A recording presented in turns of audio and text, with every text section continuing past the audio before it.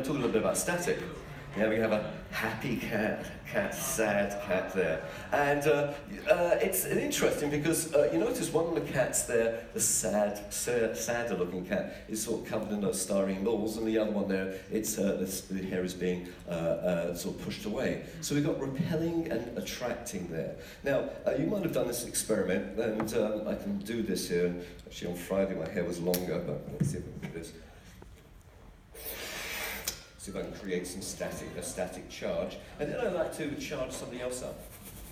So let's see if I can do that. Yeah, there you go. So just create a static, better stuff coming. All right, so we're going to use the Van de Graaff for that thing over there, the big silvery ball thing. And we're going to do a nice experiment to see how charges will move. Now we'll have a look at this illustration first, and then I'm going to get a volunteer, of course. Longer hair, the better.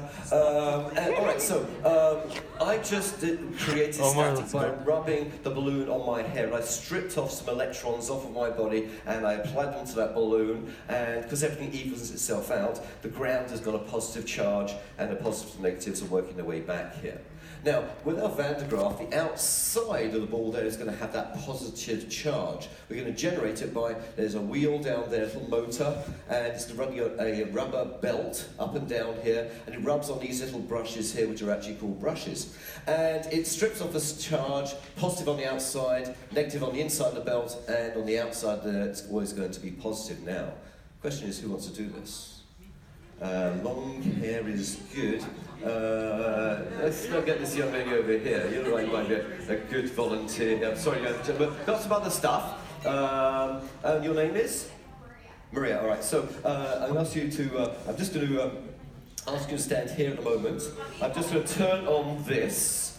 We have a safety for this, and I need to put it on, and that's on. There you go. All right, so we're now safe here. Now, your name again was? Maria. Now, I ask you to stand up on here, putting your feet on the foot pads over here, facing the everyone, and put your hand on the silver ball. Now, what I'm going to do is I am going to charge it up.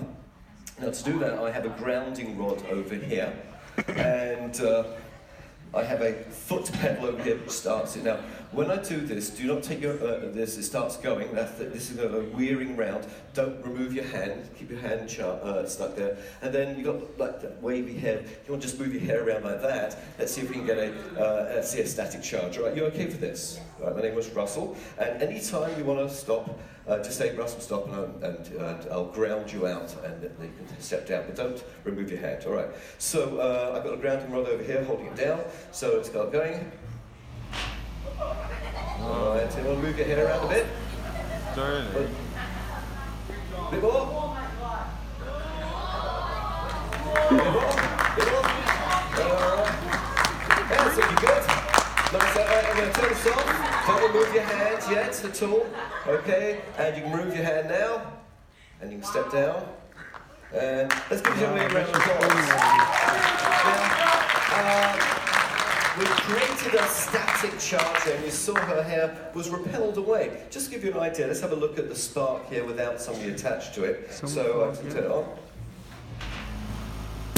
Oh! What's she doing? What's she doing? And notice I did that after you got off rather than before. Yeah. But as I say, it's a demonstration we've done for many years. It's something that Science Centre is known for. It's a big silvery ball. And obviously I did it once and my hair never went down. All right, so that's static, and static is not particularly useful. We don't use it to charge our houses and our phones and things like that. But it's definitely something we should be talking about because our ancients, that's what they experienced. They saw lightning, they did did things that created static. So the volunteers here, and that's not you, it's a very old picture, that's from the 70s, that picture there. So the volunteers here, the charge generators have the same charge, a different charge, or a neutral charge. Do you want to go back to the previous one to have a look first? I'll go back quickly. Oh, we got polls already. Okay, so polling's closed on that. Oh, hang on a second. There's my results. All right. Richard, could you re-poll, please? It was the same as last time. Yeah, hit that. Yeah, that one there. repole? Not repolling, is it? Okay, well, we're going to move on from that.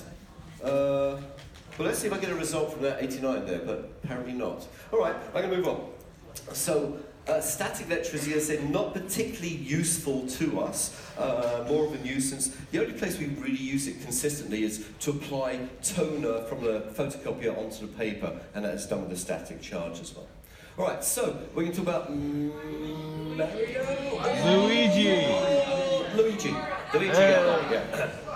No, not that. That's Luigi, but this is Luigi. We talk about this guy here, 1788, Luigi Galvani. They all wore wigs in those days because they usually had lice, and basically everyone wore wigs because they shaved their heads. All right, so we talk about Luigi Galvani because he's very important when it comes to the history of electricity, because he was doing an experiment back in the 1780s, and it was a weird experiment. He was dissecting frogs.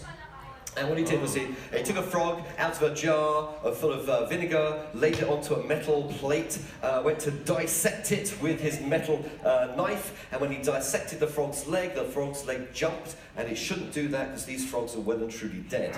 But he jumped to the wrong conclusion. He thought that he discovered the secret life force inside of living things. And he did this for many years, cutting legs off of sheep, frogs, and things like that. What he didn't realize was, what he would discover was something we now know as electrochemistry. It did take a man called Alessandro Volta to figure that one out. But here we see an illustration of the frog's legs and what actually happened. We had two metals. This one's going to be nickel and this one's going to be zinc. And when the nickel and the zinc metals came in contact with the juice that was squirting out of the frog's leg, it made a circuit and the frog's leg moved. And consequently, he thought he'd discovered the secret of life. All right, so along comes Alessandro Volta, 1799, about 11 years later, and said, I don't think that's what's happening. I think something else is happening. I think it has to do with the metals that you are using. So we're going to do an experiment to see what he was talking about. He invented this device over here. This is a very crucial in the history of humans here, because that's the world's first battery.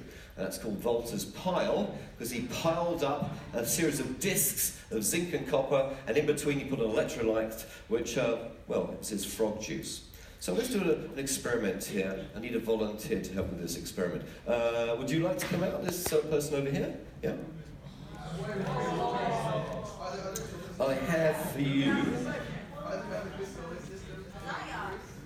I have for you a lab coat. There you go, sir. What's your name? Ruben? Okay, Ruben. I'm going to ask you to, first, I'm going to have you stand just over here for a minute. I'm going to give you a pair of safety glasses, because we've been working with some, there you go. Oh, actually, these got some cleaner ones. Those ones are better. Yeah, I'll wear these. Well, no, it all looks good, because they'll be taking photos.